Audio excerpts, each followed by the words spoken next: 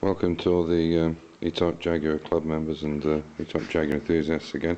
This is part 2 of the SU HD8 carburetor rebuild. So everything's clean.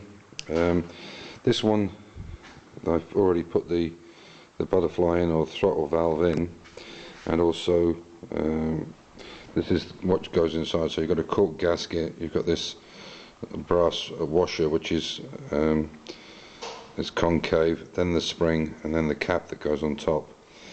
And actually what I've found is the best way to do this is to use a 3/8 deep socket, and basically what you can do is push. If you see there's one in, and if you see there, basically what you can do, I'm holding the camera with one hand to do this so you can see it. So basically all you need to do is put the cork gasket inside, and then just gently push this in so it actually bottoms out. And then you could actually put the spindles through. It's better to put the spindles through to guide the centers. And then basically all you have to do then is put this washer in, which should go the concave up so that this spring sits in the center, and then this cap over the top of there, so you can see. And it should come just slightly under flush of the, because if you put it in too tight, the spring will be collapsed too much, as you can see there. In fact, I haven't got the washer. So yeah, hang on. I'm trying to do this with one hand, it's quite difficult. So now you can basically see the mechanism, how it goes together. So when this is put in, you should basically make sure this washer's the right way up there. The spring then sits into the center, and then the cap, which pushes in there, and also you need to get that straight, and then you can tap that down or use the socket, but it's better to get it so it's just like you see there, it's just inside the lip. This is one that's already done.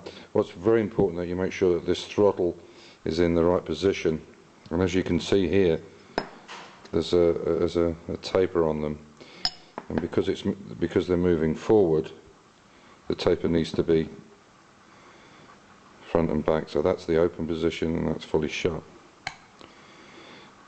Yeah. So, and then obviously this is the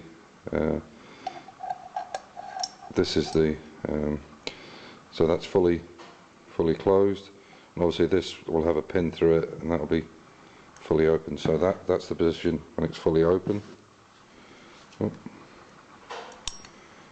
It's fully open, and that's the position when it's fully closed there, where this is sitting on the edge of the carburetor.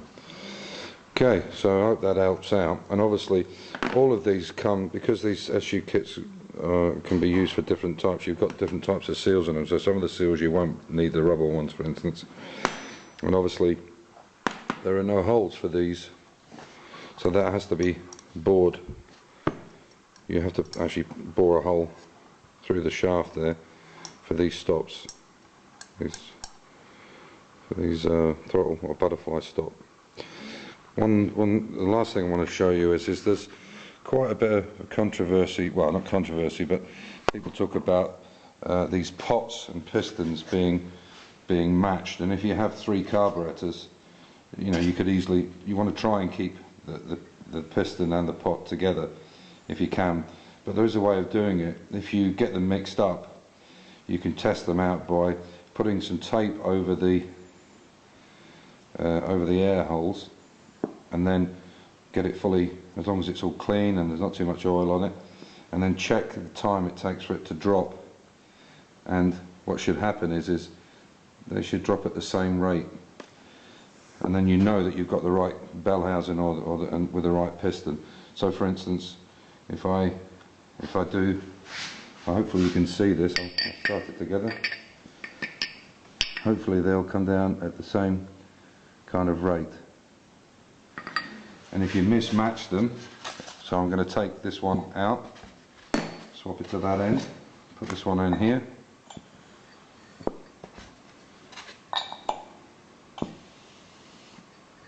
But remember, you need this tape over it. So now, if you watch, when I turn them over together, you can see this one is much slower than this one is. So basically, they're in the wrong position.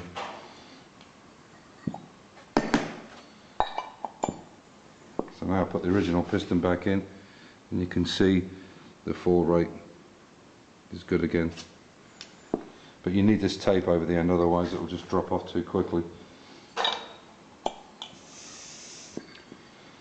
And there you go. So hopefully it'll come down at the same, approximately the same rate. So I hope that's a bit of a help. And if you mix them up, you can always check. At the end of the day, they say that these are machined as a machine set. You know, the piston and the bell housing, the bell.